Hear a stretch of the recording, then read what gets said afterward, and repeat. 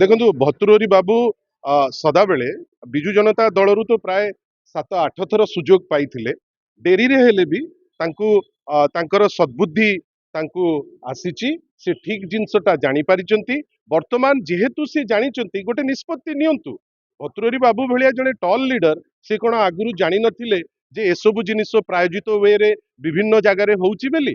ସେ ଏବେ ଯେହେତୁ ଓପନଲି କହୁଛନ୍ତି ଯେ ସେ ଜାଣିଥିଲେ ଆଉ କଟକ ପ୍ରତି ତାଙ୍କର ଆସକ୍ତି ନିଶ୍ଚିତ ଭାବେ ଥିବା ଦରକାର। କାହିଁ ଅନେକ ଥର ମେମ୍ବର ଅଫ ଦି ପାର୍ଲାମେଣ୍ଟ ହେଇଛନ୍ତି। ଆମେ ଆଶା କରିବା ଯେ ଭର୍ତ୍ତୃହରି ବାବୁ ଯୋଉ ଜିନିଷଟି କହିଛନ୍ତି ଏଟା ଛୋଟିଆ କଥା ନୁହେଁ। ଯଦି ସେ ଜାଣିଛନ୍ତି ତାହେଲେ ସେ କୁହନ୍ତୁ ସ୍ପଷ୍ଟ କରି ଯେ କଣ ଜାଣିଥିଲେ, କୋଉ କନେକ୍ସନ ଜାଣିଥିଲେ ଯେ ଏଇଟା ପ୍ରାୟୋଜିତ ବୋଲି ତାଙ୍କ ମନ ଡାକୁଛି, କେମିତି ସେ ଜାଣିଲେ ଆଉ କାହା ବିଷୟରେ ସେ କହୁଛନ୍ତି ତାକୁ ସ୍ପଷ୍ଟ କରି କୁହନ୍ତୁ। କାହିଁ କଟକର ପାର୍ଲାମେଣ୍ଟର ମେମ୍ବର ସିଏ କେବଳ କହି ଯଦି ଆପଣ ଚୁପଚାପ ବସିବେ ମତେ ଲାଗିବ ଚଞ୍ଚକତା ପରି କିଛି ଜିନିଷ କରୁଛନ୍ତି। ଆଶା କରିବା ତାଙ୍କ କଥାକୁ ଏ ସରକାର ସିରିୟସଲି ନେଇକିରି କିଛି ଗୋଟେ ପଦକ୍ଷେପ ଅତି ଶୀଘ୍ର ନବ ବୋଲି ଆଶା କରିବା।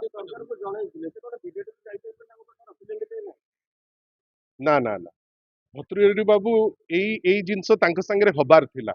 ସେ ଯୋଉ 7-8 ଥର ସୁଯୋଗ ପାଇଲା ପରେ ଯେତେବେଳେ ଦଳକୁ ଛାଡିକିରି ଯାଇଥିଲେ ଭାରତୀୟ ଜନତା ପାର୍ଟିକୁ, କାହିଁ ସେତେବେଳେ କଣ ଜାଣିନଥିଲେ ଯେ କୋର ଫିଲୋସଫି କଣ? ସେତେବେଳେ କଣ ଜାଣିନଥିଲେ ଯେ କେମିତି କଣ ଜିନିଷ ହଉଛି? ଆଶା କରିବା, ମୁଁ ଆଉ ଥରେ କହୁଛି, ଭର୍ତ୍ତୃହରି ବାବୁ ବହୁତ ଜ୍ଞାନୀ ଲୋକ, ଏ ବିଷୟରେ ସେ ଆଗରୁ ମଧ୍ୟ ଜାଣିଥିବେ। ଆମେ ଆଶା କରିବା ଏ କ୍ଷେତ୍ରରେ ଯୋଉଠି 30 ବର୍ଷ ପରେ ଗୋଟେ ଘଟଣା ଘଟିଛି, ଯୋଉଠି କର୍ଫ୍ୟୁ ପରି ପରିସ୍ଥିତି ଆସିଛି, ବର୍ତ୍ତମାନ କର୍ଫ୍ୟୁ ଲାଗିଛି, ଦଙ୍ଗା ପ୍ରାୟ ପରିସ୍ଥିତି ଗୋଟେ ଯୋଉଠି ଅଛି, ଆମେ ଆଶା କରିବା ଯେ ଜଣେ ଜ୍ଞାନୀ ଲୋକ ହିସାବରେ ସେ ଗୋଟେ ଉଚିତ ପଦକ୍ଷେପ ନିଅନ୍ତୁ। ଖାଲି କହିଦେଲେ ହବନି। ଯୋଉ ଦଳ ବର୍ତ୍ତମାନ ଯୋଉ ଦଳରେ ଅଛନ୍ତି, ଯୋଉ ସରକାର ଅଛି, ଯଦି ସେଇ ସରକାର କିଛି ଭୁଲ କରିବ ବୋଲି ସେ ଜାଣୁଛନ୍ତି, ଭର୍ତ୍ତୃହରି ବାବୁ ତ ଆଉ ମିନିଟେ ରହିବା କଥା ନୁହେଁ, ଛାଡିଦବା କଥା ସେ ଦଳ। ଆଉ ଯଦି ସେ ଦଳରେ ଅଛନ୍ତି ଆଉ ଏତେ କଥା କହୁଛନ୍ତି ତାର ମାନେ କଣ? ଆଶା କରିବା ଯେ ତାଙ୍କ କଥାକୁ ଯଦି ଟିକେ ଗୁରୁତ୍ୱ ଦେଇକି ସେ ନିଅନ୍ତି। ସେ ତ ଅନେକ କଥା କୁହନ୍ତି ଯୋଉ କଥା ରାଜ୍ୟ ସରକାର ମାନେ ସେ ନିଜେ ତର୍ଜମା କରନ୍ତୁ ଯେ ଗତ ସରକାରରେ ତାଙ୍କ କଥା କେତେ ରହୁଥିଲା, ଏ ସରକାରରେ ତାଙ୍କ କଥା କେତେ ରହୁଛି, ସେ ସେଇଥିରୁ ସେ ନିର୍ଯାସକୁ ଆସିବେ।